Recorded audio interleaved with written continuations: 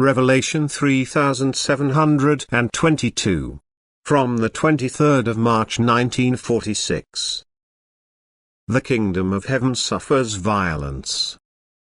So let me give you an explanation in which way I want my word to be understood. The kingdom of heaven suffers violence, and only those who need violence seize it.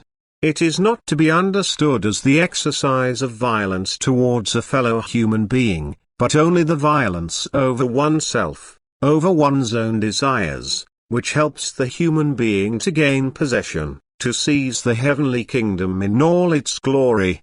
This cannot be given to him, but he must gain it for himself. He must fight a battle for the highest good, for eternal bliss. And as long as man dwells on earth, this battle will have to apply to his physical desires, the fulfillment of which is always a hindrance to the attainment of the goal. Spiritual upward development. Whoever wants to win this battle has to do violence to himself.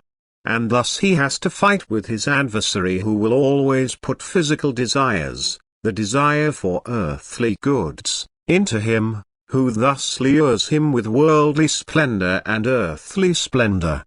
To renounce everything that is offered to him in this way requires strength of will, it requires violence in itself, by virtue of which, however, he will most certainly snatch the kingdom of heaven. For he who sacrifices for my sake receives in richest measure, and what is offered to him, what I offer him, is truly of indescribable value.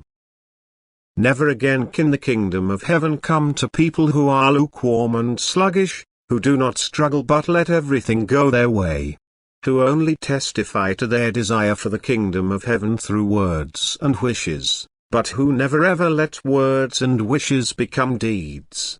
And thus the time has come when force must be used more than ever if the kingdom of heaven is to be open to people. Yet in my love I come to meet all those who fight. I help them in their fight against themselves by reducing the temptations of this world, by making them aware of the decrepitude and transience of everything they desired and which requires a hard fight against themselves to give up.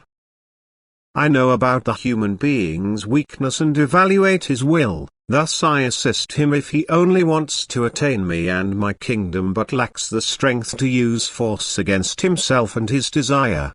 And thus I don't demand more use of force than he is capable of.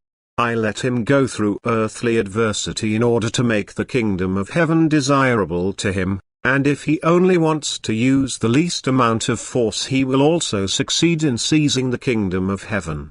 But his will must always become active itself. He must fight against his desires, he must learn to despise everything worldly and thus sacrifice what is dear to him. And if his strength and his will is not sufficient for this, I use force.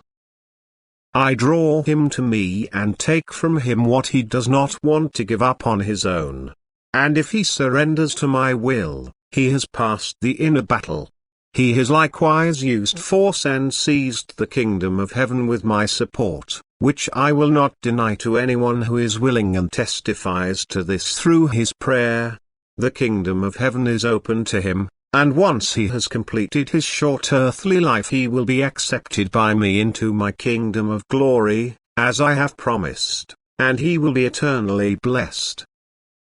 Amen.